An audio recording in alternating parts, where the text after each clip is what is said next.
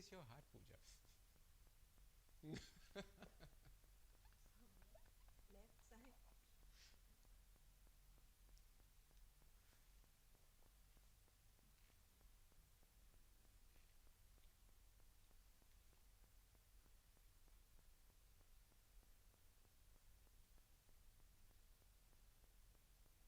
Is it okay? You want me to come check? Bring it here, bring it. Bring it here. No, you can't. What happened? Bring it here. Okay, we're starting literally in 15 seconds. Fast, fast, fast, fast, fast. Do it. We can't do it. Give it fast, give it fast. 15 seconds. We need to start that again. Okay, we start again. Just figure it out, na? Take it out. Take it out of the stand.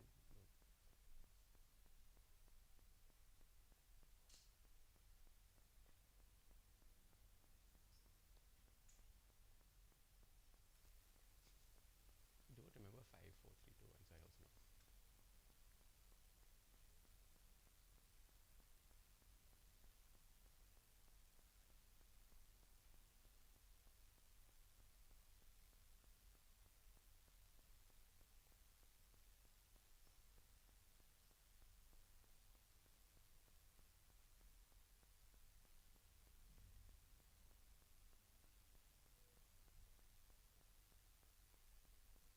Do you wake up in the morning and go hunting for food? Do you know there's something called intermittent fasting when you don't eat for 16 hours? Join us on the India Food Network, Facebook Live and YouTube, Thursday, 3 o'clock. Hello and welcome to YouTube and Facebook Live on Intermittent Fasting here at the IFN Studios. I'm with Ashdin Doctor, a habit coach with Awesome 180. What is a habit coach? First of all, Pooja, thank you so much. This is a fantastic thing. I'm very excited about this conversation. So you must have heard of life coaches and different kinds of coaches, right? But the big issue with people is that their motivation after a while tends to fade, right? Whenever they want to say that, it's New Year and tomorrow I'm going to run a marathon, right? That's how people think.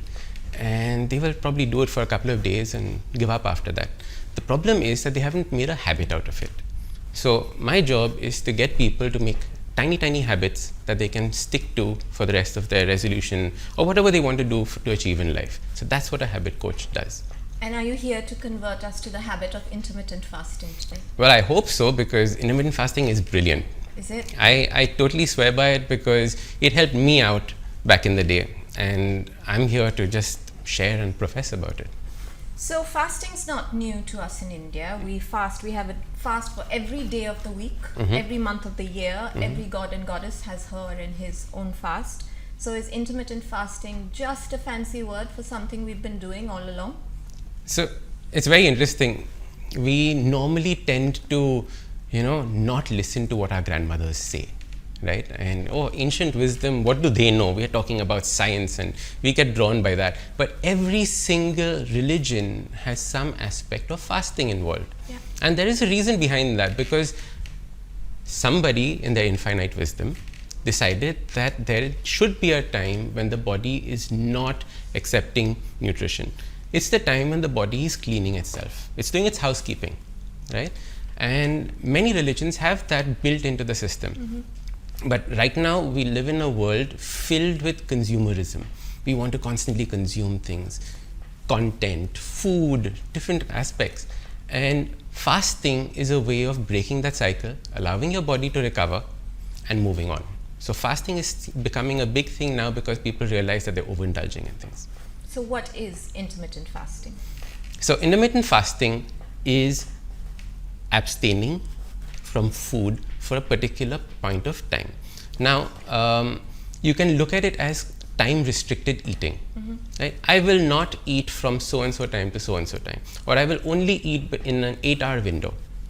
That is what intermittent fasting is. And interestingly, intermittent fasting has different kinds of protocols that you can follow. Right. So you can do an 8-hour eating window, you can do a 12-hour eating window, you can do different hours of eating. But the main focus of intermittent fasting is that for a certain amount of time, you're not putting any food into your mouth. Any food, interestingly, that spikes your insulin level. So you've heard of insulin. Yeah. Right? I've heard of insulin. But we have no idea what it does. Well, it does something. Sugar related, energy related. We'll get to that in a minute. But just to come back to intermittent fasting. So aren't we all fasting anyway? We all finish dinner at a certain time. We go to sleep. Most of us nowadays, nothing more than 5 or 6 hours a night. And then we Unfortunately. start. Yes, unfortunately. And then we start eating the next morning. So we're all fasting anyway. So what is intermittent fasting? I ask again. So it's not fasting when you, for example, you finish your last meal at 11 o'clock in the night. Yeah. Right? You go to sleep, and when you wake up hungry, and you go and find the first thing you can find in your kitchen and put that in your mouth. Yeah.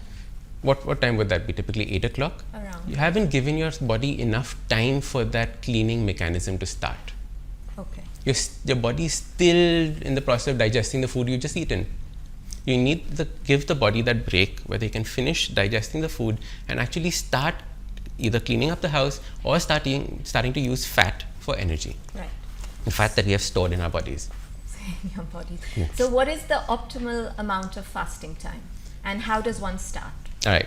So let me break this up into two. So the ideal amount of fasting is anywhere between 16 hours to 18 hours. Okay. Okay. That's where the magic happens. That's where there's a process called autophagy that starts taking place. That's where your body starts using its fat for fuel. But starting at 16 hours is not something that most of us can easily jump into. So what I do is I start by saying, let's start with a 12-hour fast. So your example, you ate food at 11 o'clock, you come back home, and the next day in the morning, you don't eat till 11 o'clock. That's 12 hours. Yeah. So start with 12 hours. Once that becomes easy, and it will become easy, Yeah. you move to 14. That becomes easy, 16. And there are many clients of mine who are perfectly happy doing something known as one meal a day, which is just one nice, huge, ginormous meal in the evenings. Okay, I'm going to come back to that and try and understand whether that's really the healthy way to do things or not, because we're just inundated with how many times a day we should eat, 6 to 8 small meals, eat every 2 hours. Kareena Kapoor became very famous and very skinny, eating every 2 hours. So, Correct. Which brings me to what I wanted to ask next, is about weight loss. No matter how we cloak it, everyone's on a diet, food plan, whatever you want to call it. Correct. Because they want to lose weight. So how does intermittent fasting help with that?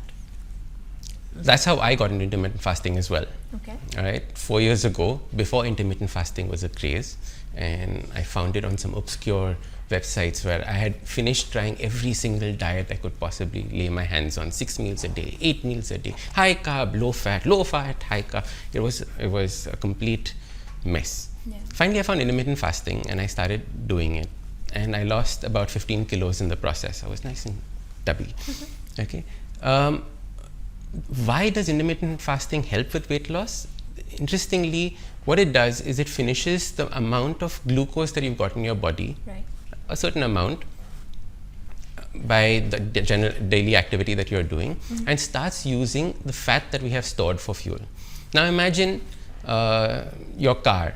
If you don't run it, or you're running your car and you constantly keep putting fuel inside, it's never going to go empty. Your fuel tank's never going to go empty, right? What we're trying to do is we're trying to get our fuel tank from the food to go empty, so we can actually start using the stored fuel, which is the fat that we've saved. So we have to go through the sugar in our body before we get to the fat in our body. Correct. Sugar, glucose. There's Yeah. a difference between sugar and glucose. There's a difference between sugar, glucose, Okay, should we talk about insulin now? So insulin is the hormone that basically transfers elements into your cells. So elements, what I mean by elements, proteins or carbohydrates, or in this case, sugar, Yeah. into your cells. That can be used for energy or whatever, or building your body. Now, when you're fasting, what's happening is that your body is not absorbing any more nutrition. So your insulin levels start coming down. When your insulin levels start coming down, your body can now start using the energy that it has stored in its fat. Right? If insulin levels are up, it's going to start using the glucose that's floating around in our system. Once the insulin levels come down, only then can you start using the fat that you have stored. And that's the holy grail. We need to get to the point when we start using fat for fuel in our body. And so 16 hours is an optimal time where 16 hours is the ideal time, yes. Ideal time. And longer is better. Longer is better, but not going mad, of course. So you can't do a 24-hour fast every day. No. Right? What will you eat? and it's really funny listening to people talk about it like that. But yes, so there is something as going extreme. Yeah. But 16 to 18 is typically what everybody can manage very peacefully. Okay. So by fasting 16 to 18 hours almost every day of the week, we start burning Fat for fuel. And then we don't want to add more sugar to our bodies. So Correct. what is it that we should be eating on this diet? So it's very interesting. When I started off intermittent fasting, it was sold as the eating plan or the meal plan where you can eat whatever you want and lose weight. Okay, and I did that. I ate cupcakes every day, but I maintained my 16-hour fasting window. Yeah. Right? You will lose weight. That's gonna happen because of the way intermittent fasting is designed. But because you're going to be eating cupcakes, it's not nutrition that you're getting. Right? It's stuff that your body doesn't actually need. So the ideal is to have food that is nutrition. What am I nutritious? Full of vitamins, minerals, proteins, things that your body requires. Fats, good fats, omega-3s and 6s in a particular ratio. Yeah. So those are the important things to be having. So talk in real food terms, like names of things that we actually know, not omegas and vitamins. Right. So what should one so be you break eating? it down. So you break it down into, for example, a typical vegetarian would have dal sabzi. Yeah. Right? Try Chawal avoiding the roti. rotis. Right? You can have a little bit of chawal if you like. Okay? But if you want the maximum amount of benefit from intermittent fasting, you need to keep your carbohydrates as low as possible. Right. It doesn't mean that you have to go off carbohydrates. Yeah. You have to keep it as low as possible. And this is why intermittent fasting suddenly become popular, because of the craze of ketogenic diets recently. Right. Okay. So just related to this, I have an audience question from Mala Punwani, who's asking, what liquids can we have during the fast? Is it okay to eat regular food when we open the fast? So can we break our fast with just about anything? Correct. And is it okay to do this 7 days a week? All right. Lovely questions. So the first thing is, what can you drink during a fast?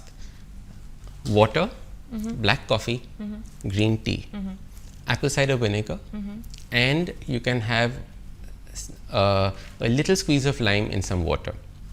All these things will not be spiking or changing your insulin. Okay. Typically, the best things that you can do are having black coffee and green tea at the time, because they will promote fat loss in the process, the way that they are designed. Yeah. Her second question is, how do you break a fast? Yeah. All right. There are 2-3 answers to this. The first one is that never have something spicy immediately when you're breaking a fast. So break a fast slowly. Right. You don't need to break a fast with a bowl of fruits. You don't have to be that delicate about it. You can have a nice big breakfast. If you eat eggs, have a nice big omelette. Right. Remember, breakfast is going to be at 12 o'clock, not at 8 o'clock. Well, unless I've chosen to eat in the mornings and not in the afternoons. Yep, you can skip dinner. Yeah? You can skip dinner and have a big breakfast. I used to do that for a while because I love my breakfast. Big, nice omelette with lots of mushrooms. Yeah. Yes. So then. So break a fast. Yeah. Break a fast with not something spicy. Okay. If you want the effect of the fast to go on longer, not with something that has carbohydrates in it. Because of the sugar. Because that's the sugar, added to that's the body. correct. So setting aside weight loss for a moment and fat burning. No, not setting aside fat burning, but just setting aside weight loss. What do carbohydrates do to our body that they continue to do during intermittent fasting as well? So what is it why should we not eat rotis, for instance? When we are fasting or when we are eating? So when we are eating. Yeah. Right. So when we are eating, why not to have rotis? Because what happens is, and this is a hotly debated topic, of course, but what happens is that it spikes your blood sugar level. Right.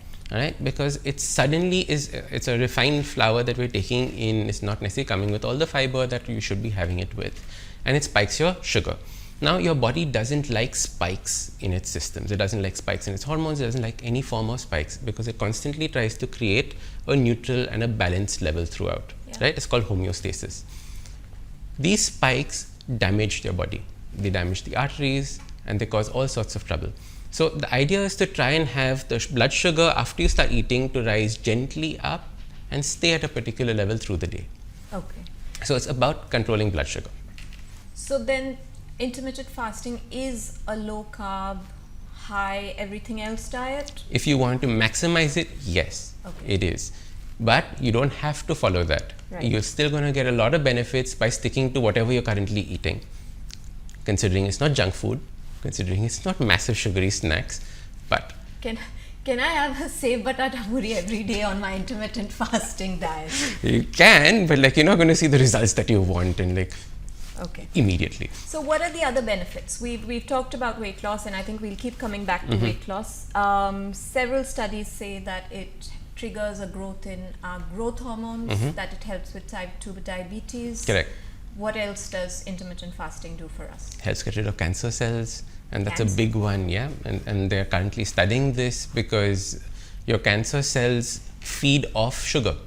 They can only survive on sugar. So as soon as you cut out sugar from your life and you are preventing or bringing your blood sugar as low as possible in this process of intermittent fasting, the cancer cells start starving. It also triggers a reaction called autophagy. Autophagy is when your body starts eating up bad cells or senescent cells, senescent as in senile cells, right? So bad cells that are causing all sorts of havoc get eaten up in autophagy, and intermittent fasting is one of the main ways to trigger that. Yeah.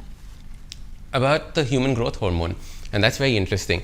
Most people, especially in the bodybuilding community, believe that if you're not eating all the time, your muscles are going to wither away and waste, right?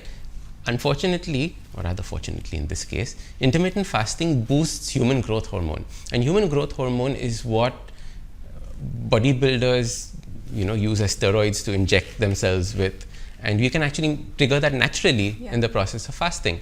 So as soon as you do a heavy workout, if you don't eat immediately after that, but give yourself 3-4 hour gap and then eat a meal, you're triggering a high increase in human growth hormone. Okay. We've talked about some of the benefits, and we'll come back to that. I want to take a few questions we have on the concerns with this diet. Okay. I'm going to read out something that's come on Facebook from Elena. Hi, Elena. She says, my concern is that every time a fad comes in, a few years later, it's discovered that a huge amount of harm is caused by this fad. By then, a lot of people have already suffered the harmful effects. How much real and vital research has been done on intermittent fasting, and what does science and medicine say about this? Fantastic. Lovely question, because this is a big problem in the entire nutrition space. There are always contradictory thoughts to a particular diet or a fad, right? My answer to this is I don't see intermittent fasting as a fad diet, or rather I don't see it as a diet per se. I see intermittent fasting as a way to eat your food. So if you believe that you should be having high carbohydrates and high fats, by all means continue to follow the practice that you think is correct. But can you restrict the time? Can you push your eating windows a little bit? And that's what intermittent fasting is about. There's a lot of research amongst, especially in the health and wellness space, that is taking place in intermittent fasting.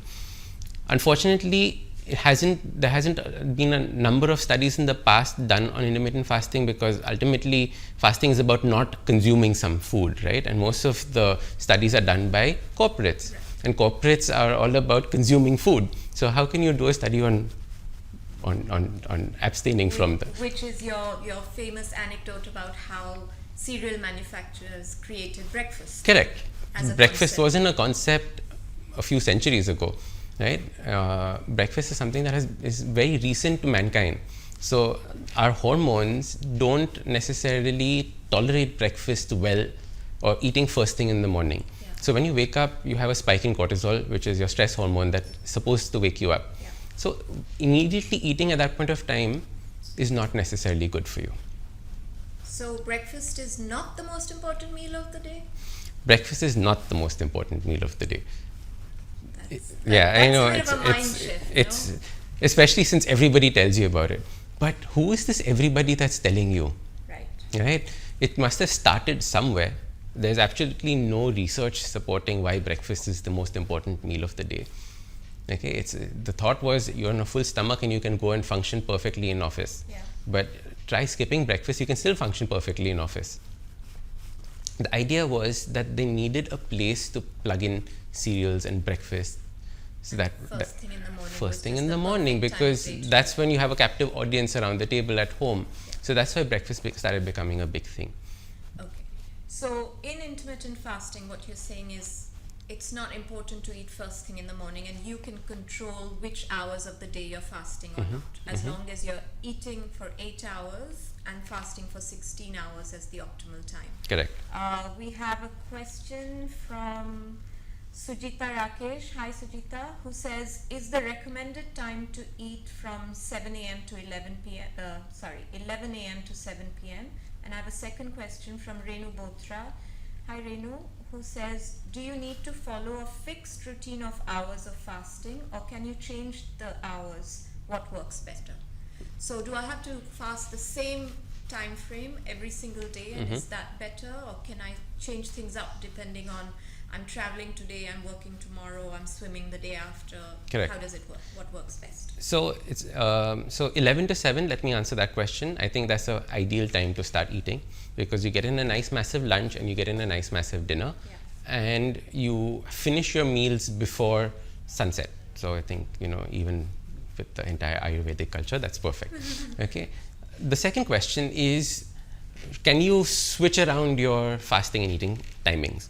Ideally, no.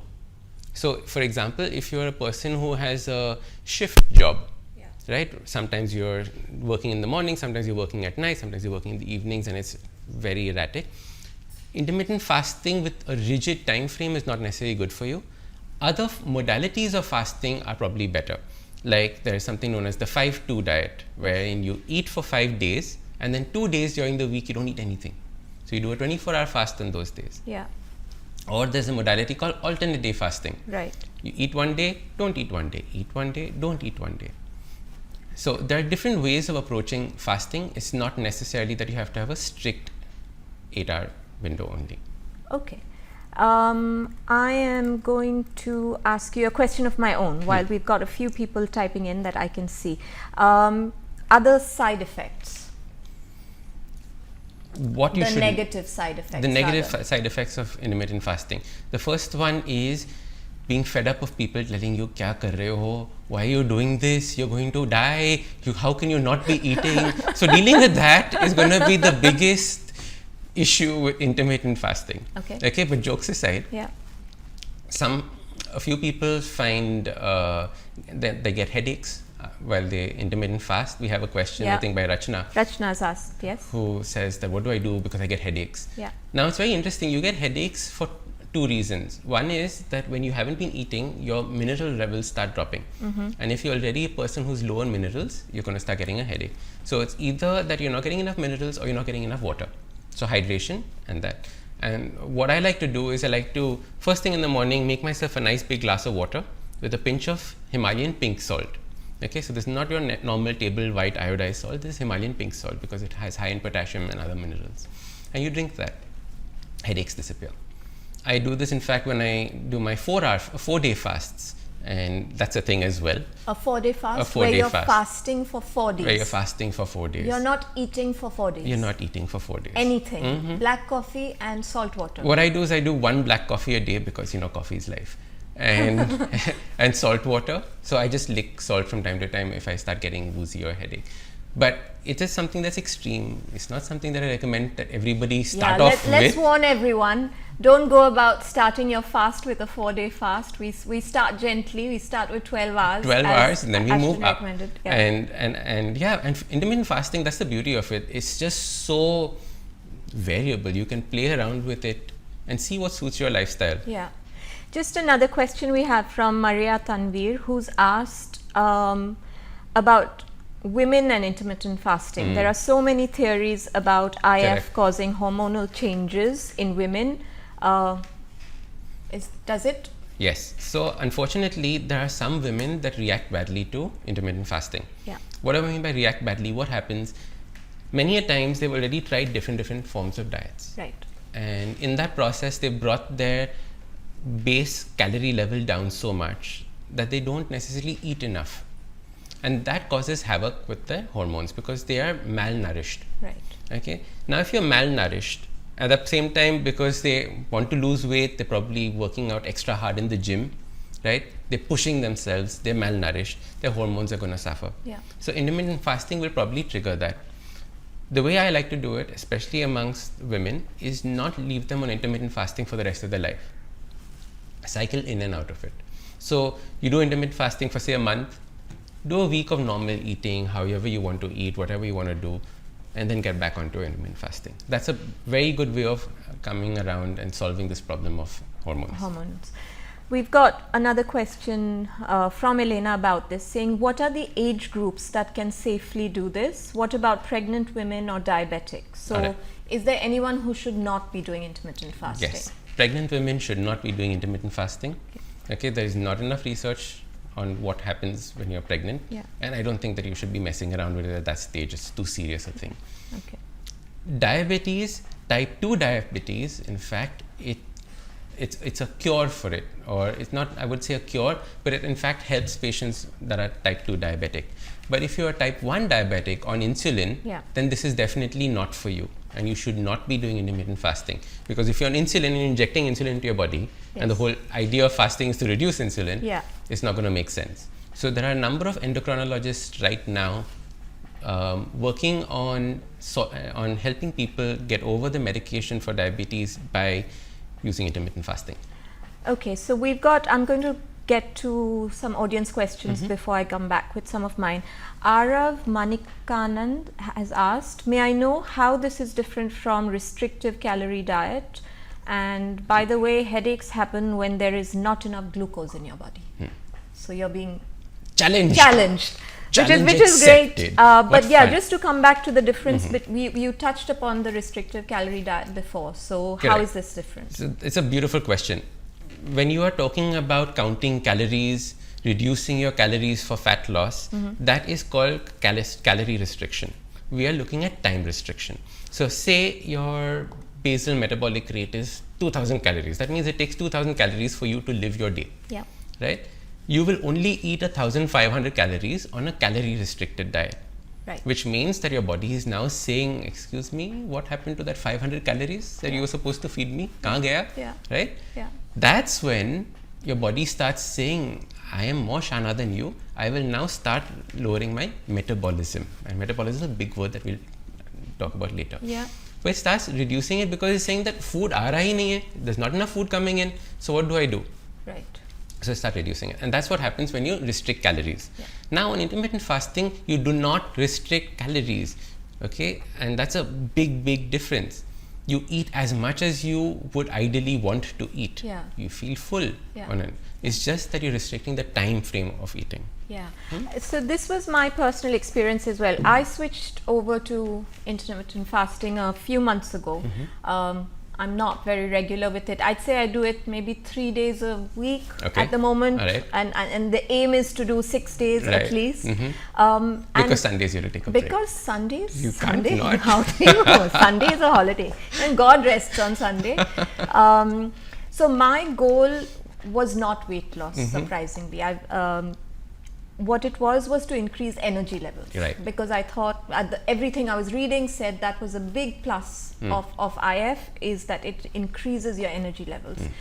In my first few weeks, I lost weight because I was eating only within 8 hours, but I found myself eating less. So the calories were restricted inadvertently. And I think maybe what my question is how do you eat what you're meant to be eating within a shorter span of time? Because usually your eating is spread out from 8 a.m. to 8 p.m. You've got 12 hours and now suddenly you've taken 4 hours away from me and you're still asking me to eat 2000 calories a day. So how do I do that without eating the rotis and the little snack in the afternoon, my bourbon biscuit with coffee? How do I fit everything in? How do I fit everything in? All right. So the way I do it, especially if I'm doing one meal a day, say that's an extreme, right? So my one meal, for example, will consist of a nice big mug of soup. And my meal goes on for about an hour when I'm doing that one meal, right? It's a nice big mug of soup, has a lot of fat in it, and it's hearty. Yeah. Followed by a huge salad. So salad is full of your micronutrients, not iceberg lettuce, because iceberg lettuce is pure nothing. water. It's nothing. Right? Yes. So you please put like rocket or spinach or some of the other nice, healthier leaves into it. And I drizzle a lot of olive oil. So I consume a lot of olive oil in that process. And olive oil is obviously higher calorie because fat has more calories than carbohydrates do. And then I'll probably end the meal with, say, a nice big chicken meal or something with eggs, etc. So it's a big meal that I would have at that point of time. Yeah. It does take practice, but it's doable. Yeah. So and can I finish this question of about course. the challenge? The challenge about the sugar, yes. The glucose rather, yes. Right. So very interestingly, as soon as your body is deprived of sugar, and it has been used to sugar, right? If you're having desserts every day and chocolates and sweets, etc., you're used to the sugar. When your body is deprived of that, yes, you're going to get headaches. Okay. Till the body has enough of the metabolic machinery to start burning fat.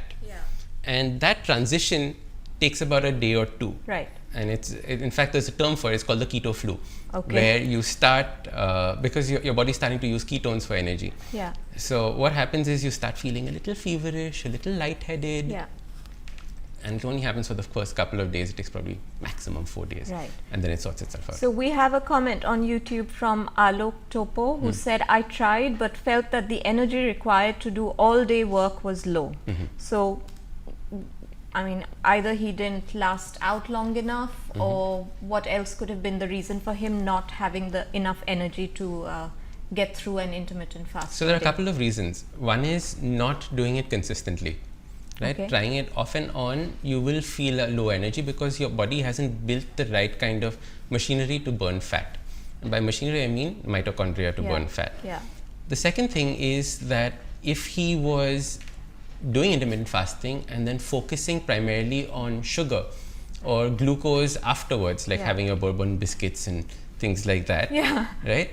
The body is going to switch back to the sugar metabolism. Okay. So ideally what you would do is you would start your IF plus various fat or adding more fat to your food to get used to it, or more resistant starches. Okay. I'm going to get back to some questions. Renu asks again, I suffer from hypothyroidism. Do I need to be careful about anything if I start fasting? So typically, you would want to look at your or speak to your endocrinologist before trying any of this, right? I am not a doctor. It's just that my surname is Doctor, and sometimes I sound like one. But the idea is that whenever you have something like this, ask your doctor, see what their take on it is, and if they give you a go ahead, definitely try it out. My suggestion: there is no harm in trying a 12-hour fast, right? But then again, speak to your doctor. Okay.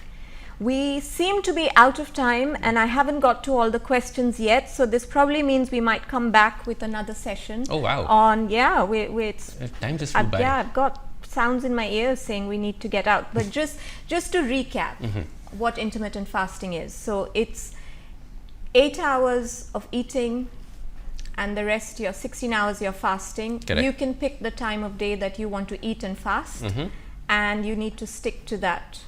Correct. Throughout the week as much as possible. Yeah. Fantastic. Did I miss anything out? And there are different modalities and there are different ways of starting intermittent fasting. Start with a 12-hour fast, move up to 16 and see how you feel. There we go. See how you feel. Thank you very much for joining us on our first ever YouTube and Facebook Live with Ashdin Doctor, and we'll be back. Bye. Thank you.